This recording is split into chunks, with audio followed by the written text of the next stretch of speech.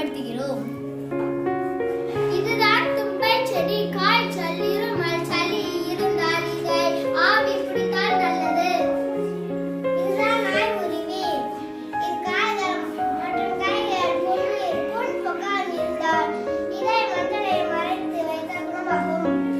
இதுதான் காப்பு செடி. இது கருமுடத்தை தடுக்கும்.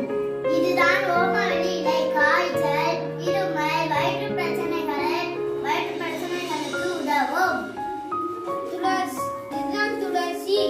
காய்ச்சல், இருமல். இதுதான் குப்பை மேனி. தொண்டைக்கட்டு புண் வருவதை தடுப்பதற்கு இதனை பயன்படுத்தினால் புண்கட்டை தடுக்கலாம். இதனை சாறை நாம் தொண்டையில் வைத்து தடவினால் நம் குரல் பலமாக இருக்கும். தாவரம் நன்றாக வளர தரமான விதைகளை பயன்படுத்த வேண்டும். செடி நன்றாக வளர செயற்கை உரத்தை தவிர்த்து இயற்கை உரத்தை